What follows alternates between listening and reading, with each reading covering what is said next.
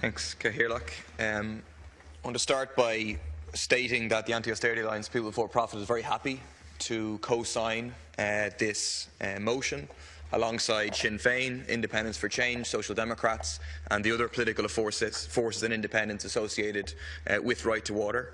I want to register the point that this is not a matter of us supporting a Sinn Féin motion, but it is a joint motion tabled in Sinn Féin time, for which we're grateful that Sinn Féin uses their time in that way. I want to start with a quote from the ghost of politics past. The contrast of the previous minister with the demeanour of this minister was quite striking.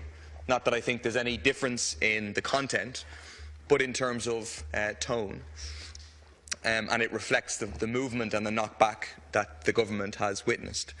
So, former Minister Kelly, over a year ago, said, talking about the movement of non-payment, that Ruth Coppinger and her band of people, I think that's the Anti-Austerity Alliance, will lead people up to the top of the hill and then abandon them. How did that work out for Deputy Kelly? I think Deputy Kelly was abandoned on top of the hill, perhaps, by his people, but the people who participated in the mass movement of non-payment have forced a massive climb down on the political establishment, the biggest defeat for the 1% in this country since the beginning of the austerity era. Of course, Alan Kelly wasn't alone in thinking that. He was at one with the entire political establishment and most of the media establishment, that the movement of non-payment would be defeated and that everybody would have to pay in the end. None of them predicted that this would be the key issue of sticking point in the negotiations between Fine Gael and Fianna Fáil, least of all Fianna Fáil, I would say. And so what changed? Who is to be thanked for this, to answer the question that Deputy Castles asked? I think clearly Fianna Fáil is not to be thanked.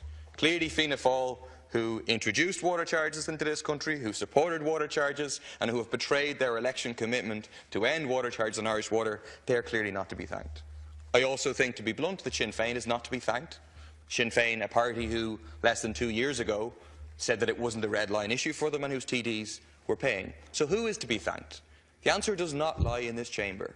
Those to be thanked are the mass movement of protest that forced fundamental change of a number of political parties and forced suspension of water charges. The mass protests, the electoral expression of those protests in the by-election in October 2014 and in the general election, and centrally the non-payment, the fact that a significant majority of people are now boycotting the water charges. And the lessons are so devastatingly clear that it has to be of concern to the Denis O'Briens, to the bankers, to the bondholders and to their political representatives here, that when we mobilise together, we can win. That the biggest, scariest threats and propaganda from the government and Irish Water can be faced down and defeated, and that mass civil disobedience can work. And it represents a fundamental turning point in Irish politics, the entry of a more confident, more organised, more politicised working class as part of a broader 99% and left and socialist politics. And as a movement, we now have to secure the victory on the water charges. They are forced into a tactical retreat. That's all the Commission is about, to maintain the entity of Irish Water and to maintain the project of commodification of our water to return into the future. We have to make sure that there cannot be any return by achieving the abolition of water charges and Irish Water. So I encourage people to mobilise tomorrow, 5 o'clock outside the Dáil, to demand that Fianna Fáil, to demand that Deputy McGrath, to demand that Deputy Halligan, to demand that Deputy Zappone and the others, they stick to their election promises and to the mandate upon which they were elected and vote with the motion to abolish water charges in Irish Water. The second thing is that it's vital that water metering is now stopped in its tracks. The only purpose of water metering is linked to this commodification and privatisation agenda. It should be stopped in here, but if Fine Gael and Fianna Fáil conspire that it's not stopped, will then protest outside, will have to stop water metering in its tracks. The third point is to demand investment in water infrastructure. The government's motion refers to 550 million to be invested in 2016. That's about the average since 2000.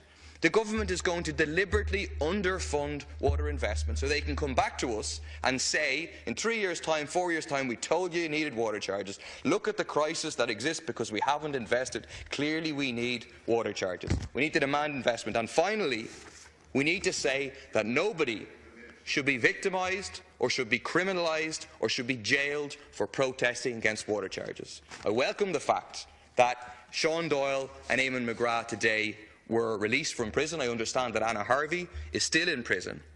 But we have a vindictive ruling class here that is smarting under the impact of a mass movement and a defeat for them.